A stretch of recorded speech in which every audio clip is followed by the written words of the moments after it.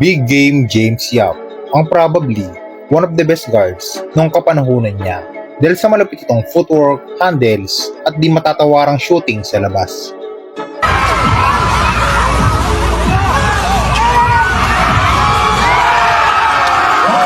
Ito isang 6'3" athletic guard na may malawak na court vision at mataas na IQ. Isang litimong scorer to mga idol, lalo na sa mga clutch moments. He put this guy on skates. At nabansagan ding ang man with a million moves dahil sa mga moves nito paiba-iba. May one-hander, step back, marunong pumoste at may killer crossover na para bang si Luka Doncic. Si James Carlos Agravante Yap ay pinanganak noong February 15, 1982 sa Escalante, Negros Occidental. At kagaya ng ibang mga atleta ay bata pa lamang to na magsimulang mahumaling sa basketball dahil na rin sa suporta ng kanyang mga magulang. Kaya naman sa kanyang murang edad ay magatong na bata sa paglalaro. Naging laman ng court at halos ikutin ng buong Escalante para lamang makadayo. Kaya naman sa patuloy na paglipas ng mga araw mga idol ay mas lalo pang nahasa at nahubog ng husto ang batang si James Yap. Unti-unting nakilala at tinidulo sa kanilang lugar dahil sa mga swabe nito na crossover at malulupit na hang time moves.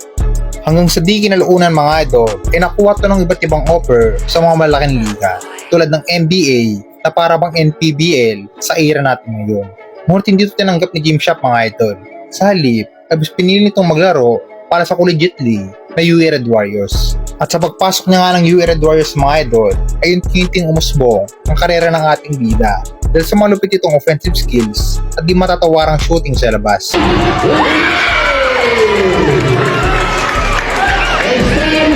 At masasabi kong sa mga panahon na ito mga idol ay talagang unguardable itong si James Yap.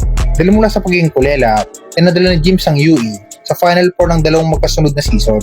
Ngunit sa kasamang palad mga idol ay sinabak sila ng FAU at ng Ateneo.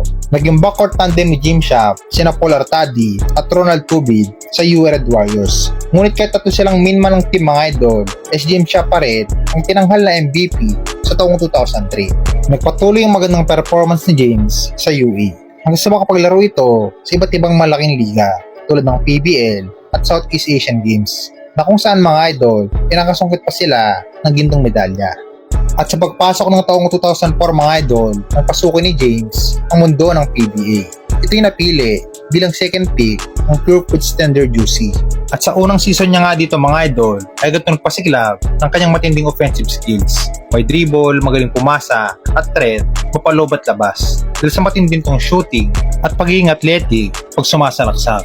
Naging franchise player at tinangaan ni Coach Tim Cone dahil sa mga swabe nito na galawan at pagiging kalmado pagdating sa clutch time. Ito'y binansagang big game at a man with a million moves dahil na sa sobrang daming moves nito pagdating sa opensa tulad ng crossover at drive to the basket. Kaya naman sa taong 2006 at 2010 ay hinirang tong MVP sa PBA at PBA Best Player of the Conference sa taong 2009 at 2010. At napakaraming pong parangal ang naka-accomplishment at nakuha ng ating bida mga idol. Hindi na natin maisa-isa pa. Hanggang sa makarating tayo mga idol sa nakakalungkot na part na kinailangan ng itreat si James papuntang Ross na kung saan ay magiging kapalitan niya dito si Paul D para sa magiging rebuilding process ng Magnolia. And to cut the long story short mga idol ay posibleng huling taon na ang nag-iisang King James ng PBA. Kaya naman sana muli itong pagbigyan na makapaglaro at makapagretiro sa unang team nito na Pure Foods o Magnolia. One last dance na lang PBA management. Sana mapagbigyan natin ang huling-hiling ng nag-iisang King James Yap.